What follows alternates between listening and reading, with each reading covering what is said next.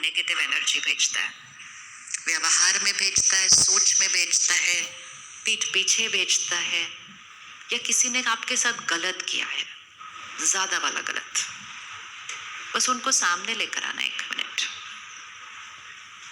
और इकट्ठे मिलकर हम कुछ कहेंगे।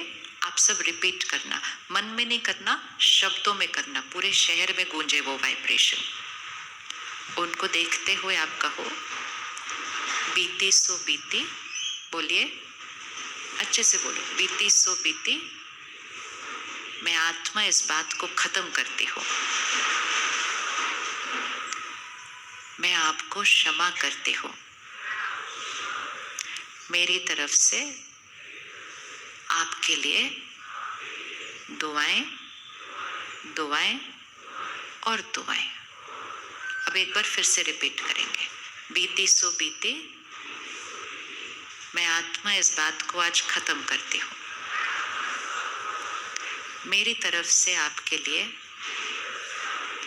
दुआएं दुआएं और दुआएं। आपने जो मेरे साथ किया, आपके साथ उससे भी ज्यादा बुरा होगा।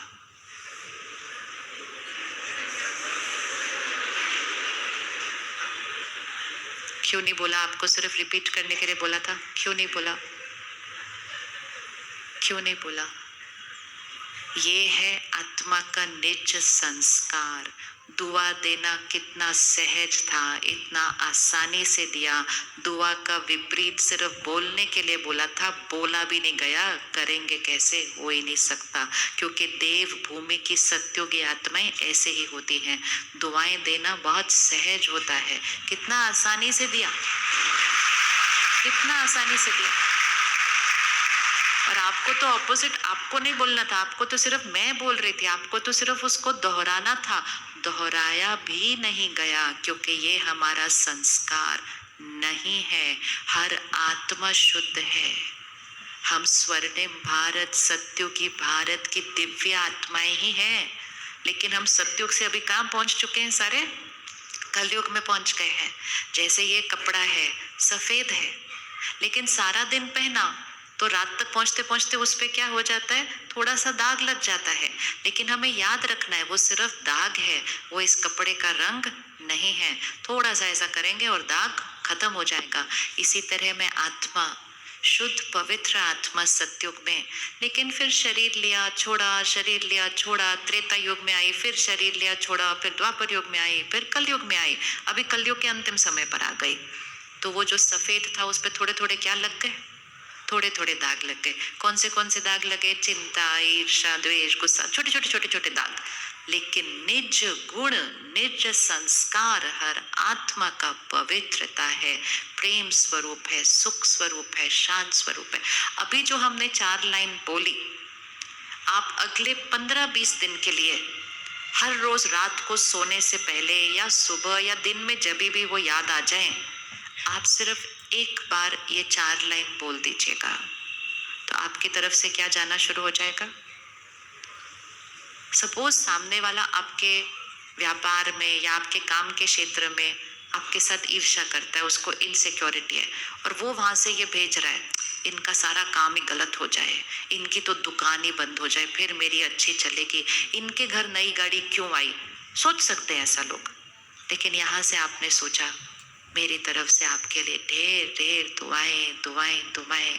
आपकी दुकान बहुत अच्छी चले, आपकी बहुत वृद्धि हो, आप इतना कमाएं जो आपने भी नहीं सोचा था आप कमाएंगे। वहां से एक शस्त्र आ रहा है, यहाँ से दूसरा शस्त्र जा रहा है। कौन से वाले शस्त्र की जीत होगी? कौन से वाले शस्त्र की जीत होती है? रावण कभी जीतता है क्या? तो रावण अर्थात क्या? रावण अर्थात मेरे अंदर की नेगेटिव सोच। तो अगर खुद के अंदर भी कभी नेगेटिव सोच चले, तो अपने अंदर के रावण को हमें खुद ही खत्म करना है। अपने अंदर के असुर को हमें खुद ही खत्म करना है, क्योंकि आसुरी संस्कार भी हमारे पास है और देवताई संस्कार भी हमारे पास है। लेकिन अब कौन सा समय आ रहा है, अब हमें सत्युग लाना है। तो हमें अपने आसुरी संस्कारों को क्या करना है, पूरी तरह से खत्म करना है, और देवताई संस्कारों को क्या करना है, इमर्ज करना है। 1 मिनट स्वास्तिक को सामने लेकर आए। चिन्ह बनाते हैं ना स्वास्तिक, कुछ शुभ कार्य होता है तो क्या बनाते हैं, सात्विक स्वास्तिक बनाते हैं। और फिर बिंदी किधर लगाते हैं, पहले लगाइए बिंदी। बिंदी कौन से भाग में होती है, पहले फर्स्ट वाले भाग में ऊपर लगाओ एक बार स्वास्तिक में बिंदी, इधर इधर फिर इधर फिर इधर। ये बिंदी जो है ना, ये मुझ आत्मा की स्मृति है। मैं आत्मा पहले इस युग में थी, फिर इस युग में थी, फिर इस युग में आई, अभी इस युग में आई। तो ये जो स्वास्तिक है, ये 4 युगों का प्रतीक है। उसको कहते हैं स्वास्तिक, स्व का अस्तित्व, मैं आत्मा का ये अस्तित्व है स्वास्तिक। तो जैसे सुबह दोपहर शाम रात होती है, और रात के बाद फिर से, रात के बाद फिर से सुबह होती है, इसी तरह सतयुग होता है, त्रेता युग आता है, शाम होती है तो द्वापर युग आता है, और रात होती है तो कलयुग आता है। अभी कौन सा समय चल रहा है, अभी चलता है घोर कलयुग, मतलब घोर रात्रि। तो एक तरफ घोर रात्रि और एक तरफ कुछ लोग जागरण करेंगे, मतलब जागेंगे। जैसे सुबह का 3-4 बजे का समय होता ना, देखो अभी हम कितना नेचुरली बोलते हैं सुबह का 3-4 बजे का समय, कोई और लोग बोलते हैं हम रात को 3-4 बजे सोने जाते हैं। समय वही होता है, लेकिन किसी के लिए वो समय सुबह है और किसी के लिए वो समय रात है। इसी तरह सृष्टि पर ये जो समय चल रहा है, ये बहुत सारी आत्माओं के लिए ये रात्रि का समय है, लेकिन हम सब के लिए ये कौन सा समय होगा, ये जागने का समय होगा। जागना अर्थात अज्ञान की नींद से जागना। अब इन 4 युगों को देखो। पहले युग में हाथ कैसा है, ऐसा है, हाथ रखे ऐसे, ये पहला युग है। हाथ कैसा है, ऐसा है।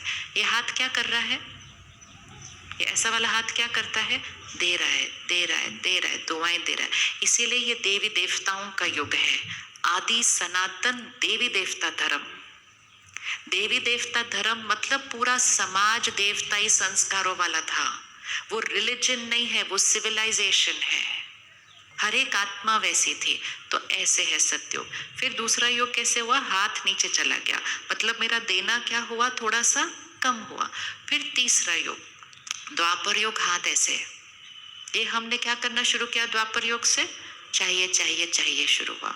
और चौथा युग हाथ ऐसे है, ये हमने क्या करना शुरू किया, पीछे वाले भी सभी करेंगे। हमने क्या करना शुरू किया चौथे युग में, ये हम मार रहे हैं। किसको मारते हैं सारा दिन हम सबसे ज्यादा, किसको मारते हैं सारा दिन सबसे ज्यादा, बताओ उंगली रखो, किसको मारते हो सबसे ज्यादा, खुद को मारते हैं। एक एक सोच के साथ मारते हैं, एक एक सोच के साथ डर देते।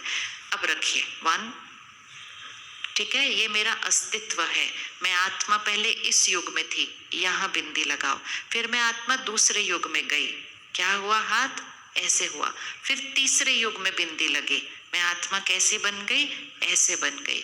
फिर चौथे युग में बिंदी लगी, मैं आत्मा कैसे बन गई, ऐसे बन गई। अब हाथ पकड़ के रखना 1 मिनट उधर ही। अब इसके बाद किधर जाना है,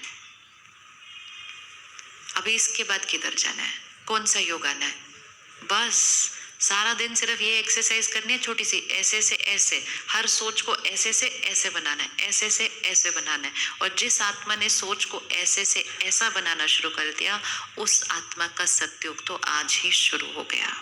क्योंकि सत्युग सृष्टि पर बाद में बनेगा, पहले वो सत्युग किधर बनना है, सत्युग किधर बनना है, पहले पहले इधर बनना है। जब मेरे संकल्पों में सत्युग आएगा, जब मेरे संस्कारों में सत्युग आएगा, तो संकल्प से सृष्टि, संस्कार से संसार बनता है।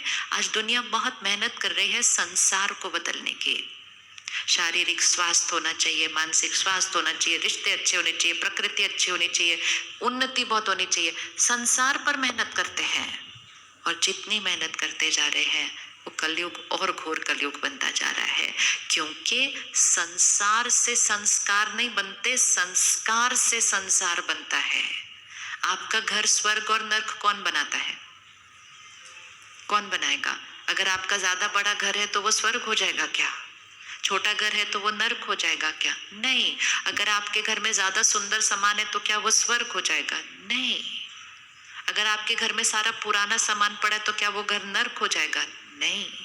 लेकिन अगर आपके घर में प्यार है, सम्मान है, एकता है, तो दुनिया कहती है इनके घर में तो स्वर्ग लगा हुआ है। और अगर आपके घर में कलेश है, तो दुनिया कहती है इनके घर में नर्क लगा हुआ है। तो स्वर्ग और नर्क बाह्य उन्नति से नहीं बनता है, स्वर्ग और नर्क संस्कारों से बनता है। घर के अंदर भी, देश के अंदर भी और सृष्टि के ऊपर भी। इसीलिए सिद्धांत है संस्कार से संसार बनता है।